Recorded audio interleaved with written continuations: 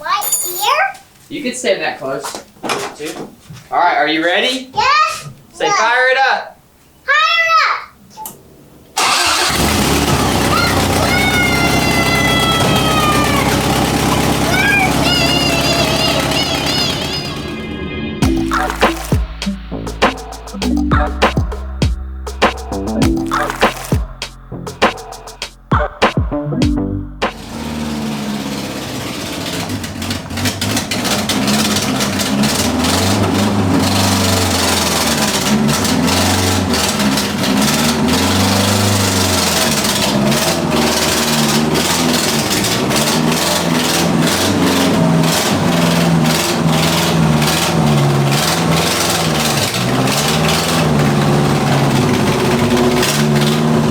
So as you may be able to tell, this thing does not want to run. We're gonna try to fix that today. So we believe that this is the culprit. Now this is a stock style carb for the 2TC, 3TC engines and a lot of Toyota engines. It's an Asian. It's spelled like Asian, but I think the A and the I are mixed or swapped out. But you see this in a lot of old Japanese cars, and as you can tell, all these red hoses are vacuum lines that go off and around the carb, and it's really complicated. So I decided instead of rebuilding this one, I wanted to get something newer, something a little bit better, something that's gonna give a little bit better performance, and also something that'll simplify this system a little bit. So that's what we're gonna do today, and hopefully by the end of it, this thing runs. If it doesn't, then we've got some more diagnosing to do. It got hot that little bit of time. You want some gloves? I have some heart gloves that you can use. So whenever I'm tinkering with old school stuff like this, I always invite my dad to help if he can. One, because he understands a lot more about the stuff than I do, and two, it's just kind of fun. I think it just says to take it off. Well, it tells you what to Disconnect and... yeah, label and...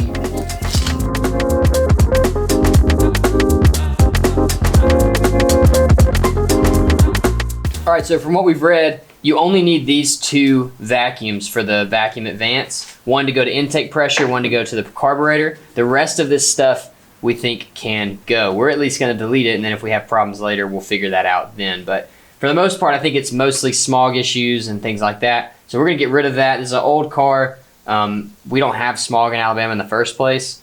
So we're just gonna ditch all this stuff and simplify this a bunch. All this red hose should be going away. There's nothing that I love more than pulling vacuum lines out of an engine bay. So we need to pull this out and find out what size plug that is and pull that out and see what plug size that plug is. Yeah. You got an adjustable wrench? Ouch, ouch, ouch.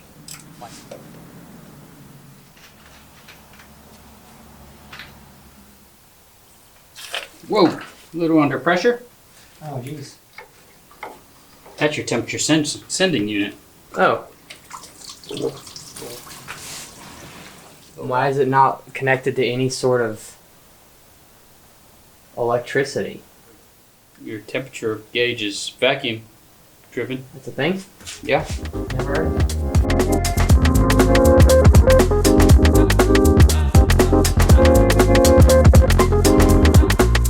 Alright, so we decided to basically delete everything. We went to Lowe's to get some bolts to plug the holes that are there, and two of them were just too big. We couldn't find any bolts to fit. One of them we did find one, so we're gonna use it. We'll cut it down and make it fit. The other two, what we're gonna do is pop off the little vacuum tubes that come off of the bolts that were already there, seal them up with some JB Weld, and I'm not even sure if that's necessary actually.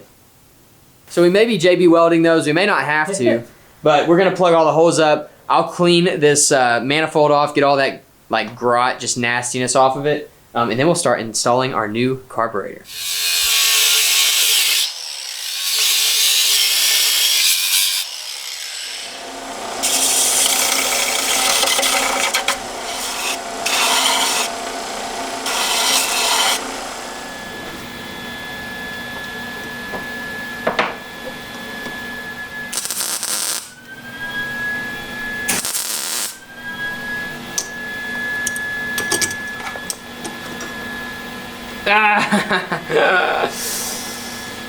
It's not the right size bolt, so I can't thread it down onto there. I thought I could.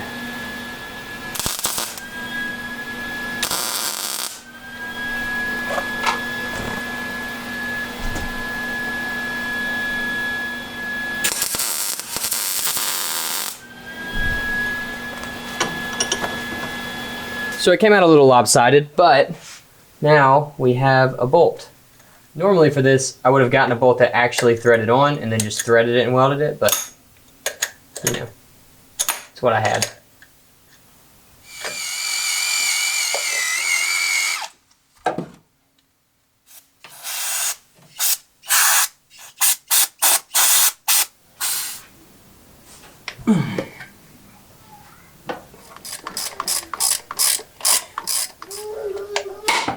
Actually, this thing takes 3.5 pounds of fuel pressure. How crazy is that? 3.5.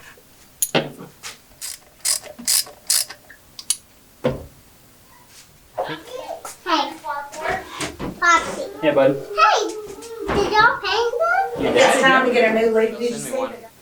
Yeah, that'd be nice. It's dry. Why is the paint dry? I did this before we went to the beach, and I let it dry while we were gone. How's it going? Here, thread this one, Caleb. Oh, Daddy Really? did it before we went to the beach. So you guys that know old Japanese cars probably know where this is going, and you've probably known where this is going this entire time.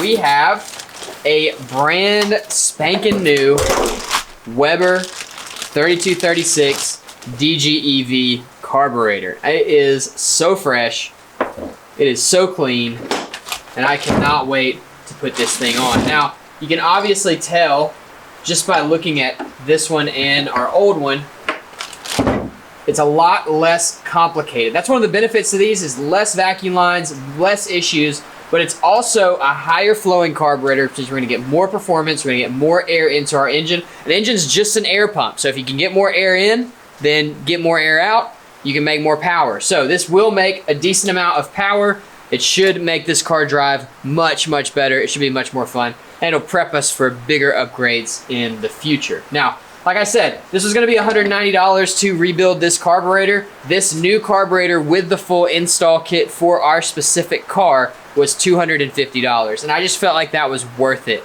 To have something that was brand new, never been used. It's just, you can't beat it. And it's a higher performance carb. Before we get into that, I'll show you guys the kit. So I should say this is unsponsored. I'm not sponsored by the people I got this kit from, but I was so surprised that I'm gonna mention their name, and I'll even link them in the description because the quality seems to be so good. And what really surprised me is this kit came with written instructions and video tutorials on how to do this, what all the parts of the carburetors are, and all that cool stuff. The, let's see, make sure I get this right. Whoa. So this kit is from a company called Pierce Manifolds, and I did not buy from them on purpose. They were just the cheapest on eBay. So I was super surprised when it came with what seems like everything, and instructions that are really good. Now, by the end of this video, we'll know if they're actually really good, but so far, it looks awesome.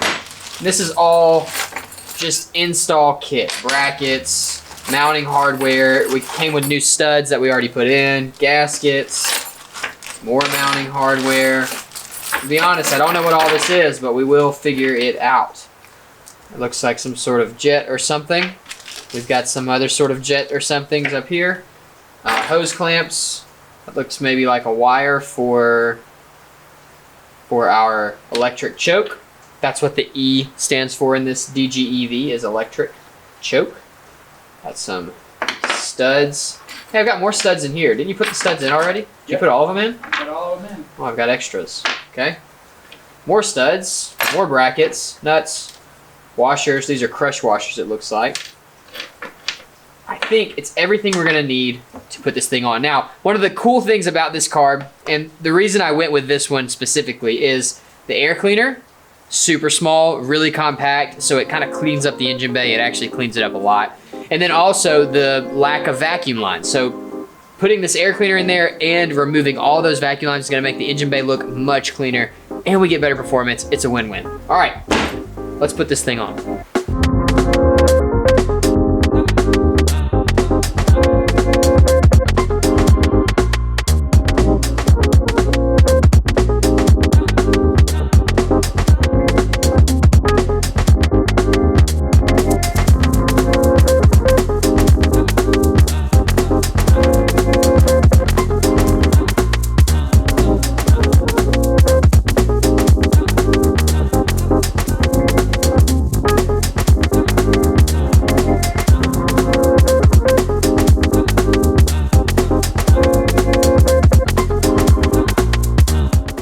Yeah, go ahead.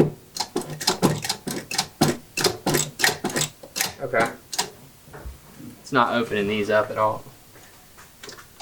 So I heard hold the things open and then pull the throttle lever back. And let it go. But you gotta pull the throttle lever and disengage the fast idle cam. Yeah. What is that? I'm not sure. I'm thinking it's this thing up front up here. Some of them will have 2, some of them can have 3, usually set up for emission controls. All right, so I think we're ready to test fire. Now, there's this giant port on the top that we think is a fuel return, but we're not really sure. So we've got it run to our fuel jug here because our return line is too small. We'll need an adapter or something like that. It doesn't match the video, what the video says a fuel return is, but that's the only thing I can think that it might be. I think we'll figure this out before the video's over, but if we don't, let me know what this is. Giant port on top of the Weber carb. We've got our fuel run to this port that comes off at an angle, just like the video said, but we don't know what to do with this one. We're still gonna try to fire it, and I don't know, we'll see what happens.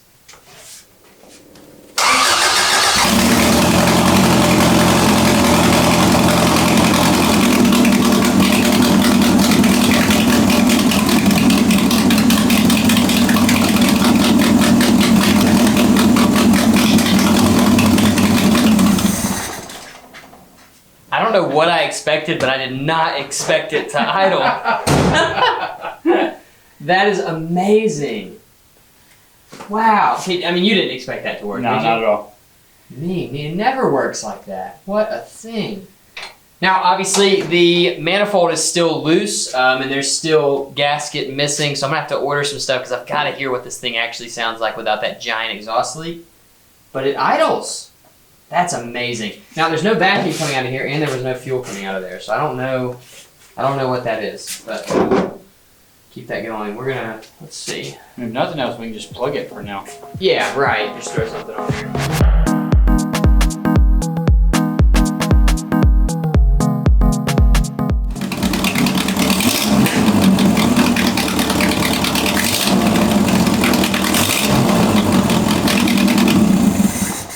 Dude, that's amazing.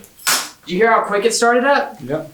Like right up, like it wanted to. It's like 10:30 right now, so I'm not gonna rev it anymore, but this, man. All right, so this thing is awesome. It's running pretty great. It's backfiring a lot, which makes me think the timing might be a little bit out, which I play with that a lot to try to get this to run in the first place, so I'm gonna have to check that timing. We might do that next, actually. Now, I called AutoZone, and they had a gasket. You can see, actually, way back in here, there's a gap right here between the exhaust and the head, or the manifold and the head. So I found a manifold gasket. They can have it here tomorrow. I don't know if it'll make it in this video, but it will get in there just so we can get that quieted down. We're gonna go with some headers or extractors, depending on where you live, to go on right here, a 4-into-1. That will replace all of that and the gasket, but for now, for tuning purposes, for getting this thing running and driving, for not driving myself insane, I'm gonna throw a $10 gasket on there and be done. Over here, what we've got to do now is tune our idle. Now, we know that the idle must be close. It must be jetted pretty well because we didn't touch it. So it's just factory settings and it idles fine. I'm gonna hook a vacuum gauge up to it and check vacuum, see how everything looks. If it looks good, cool. I don't think we're gonna need to touch it too much, but we may be able to smooth it out just a little bit. And then we'll check our timing as well while we're doing all of that to make sure we're in time and everything looks good there. From there, I mean, it's ready to drive. Now, we obviously still have no brakes back here. Kind of hard to see because it's dark, but they're not there, trust me. So we're gonna have to put those in. I'm not sure if I'm gonna do that this video. I may just drive it down the street. I've got this kind of private street in front of my house. It's really awesome for test driving, and we can use the handbrake to keep ourselves from, crashing. But so far, it's the next day, so I'm really awake and excited right now, and I am stoked that this thing runs. I can't believe that it was just replacing the car. I can't believe it, but it is. That's what it is, so pretty awesome. All right. Yeah, so time to tune. You say carburetor? Carburetor. Good job. All right, so check this out. We're gonna start it, and then when we start it, You're gonna let Daddy help you, okay? Is that okay? You gonna do that? You let me help? All right. When we start it, this thing right here, we're gonna pull it back like that. Okay? It's kind of hard, so I'm gonna have to help a little bit. Okay. Okay. I think I can do that myself. Maybe. Here it goes. Don't touch.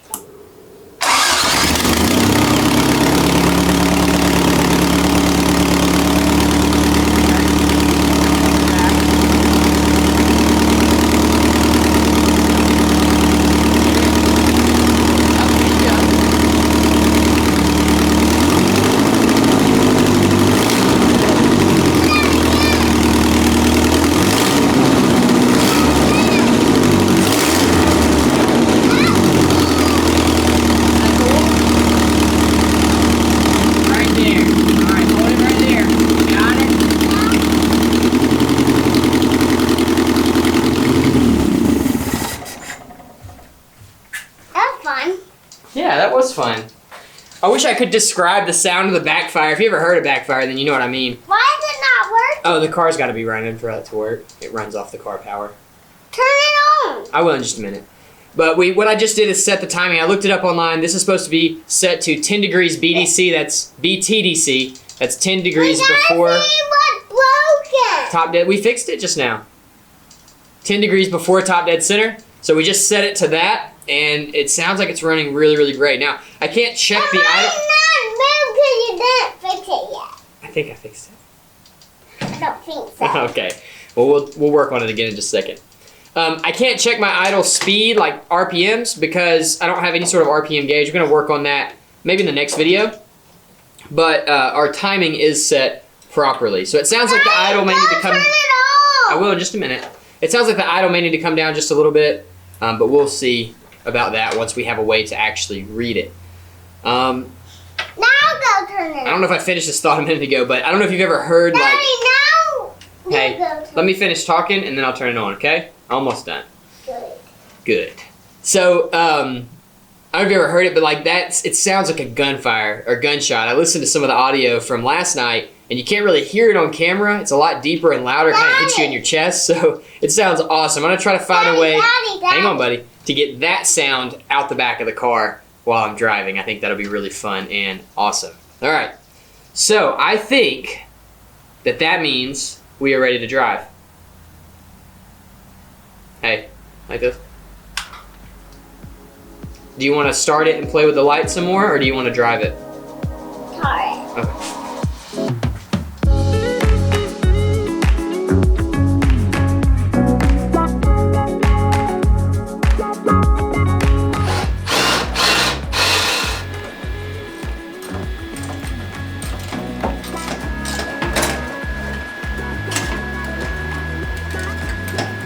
All right, so all of that was so that this would mount in the factory location. So I've got a mount here, 2 over there, and then the 2 that I put it on the side. So it's all mechanically mounted. All of these mount holes will go away, so there won't be any sort of mounting holes that you see or mounting hardware that you see. What I'm gonna do now that this is tacked up, is I'm gonna make some marks. I'm gonna take all this off, clean it up real good, make all my cuts cleaner, make it flow a little bit better, and then we'll put it back on and this thing will be permanent. I am making this up as I go, so I'm just kind of hoping this is going to work and not break. But I need to fold this over. So, we'll see.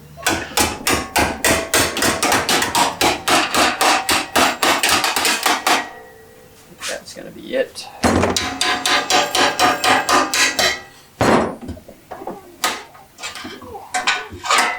Go. Just looks much nicer. It's also much stronger there, but now we have this weak point that we cut. So I'm gonna weld that up, I think, or maybe weld a gusset in it or something. Do something cool there. If I take the tile up, the backer board, Yeah, absolutely. Because then you're gonna have to, you gotta flatten the floor out anyway. exactly. All right, so this thing is bolted on, and it's really strong. Which is great, because it might hit the ground. Cool.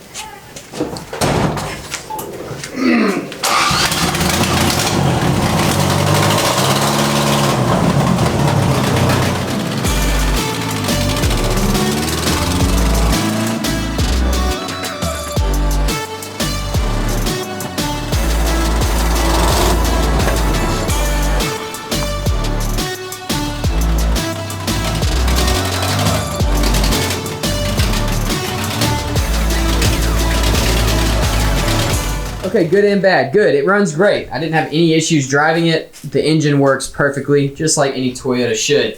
The bad, well, I didn't clearance this enough. I thought I did, I thought I tested it. Oh, and I just realized, I bet these aren't tight. I have a really bad habit of not tightening my lug nuts down, and I bet these aren't tight, and I bet look at this. How dangerous. Don't do this at home. Stupid, that was very stupid. That's what I was hearing is the wheel. And that may be why I'm touching this. All of these problems are likely self-inflicted, like most of my problems are.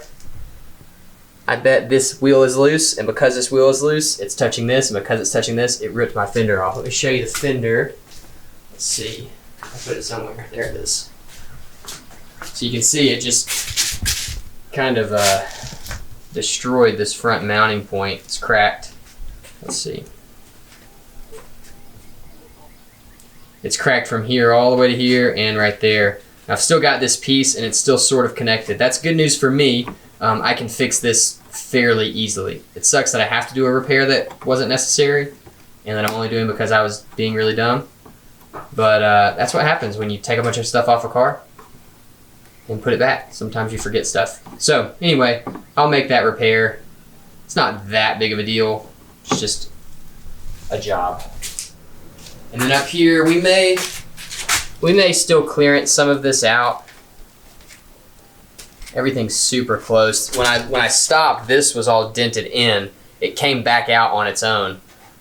So I don't know what we're gonna do yet, but I'll figure something out. Maybe I cut some of this out. You can see where my fender mounts right here. So we may need to get a different fender, maybe a wider fender.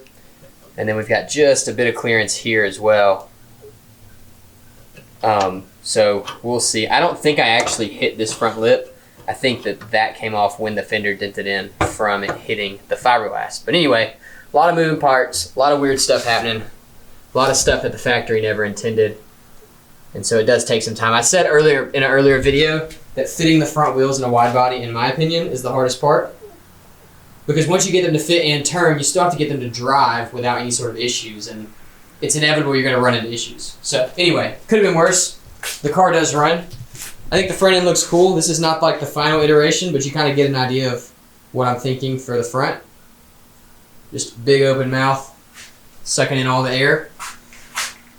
All right, so that is it for today's video. The thing runs, which is incredible. It steers mostly without breaking things. So we do have some work to do there and to figure out how to get this thing to drive every day without any sort of issues. But I'm so stoked that the carburetor was it. I mean, that was it. The car ran like nothing was wrong except for the major exhaust leak. Now, I did order an exhaust manifold gasket. It'll be here tomorrow, so we'll put that on the next video, get that thing quieted down, and we'll get to see what this thing actually sounds like. Right now, all you hear is the exhaust leak. And we'll keep working on, I think I've got one more engine job to do. I've got some really fun stuff to play with on the engine. I think we'll do that in the next video. And then we'll go back into the body, getting the body all straightened out, mostly getting everything to function and work properly so this doesn't happen after paint.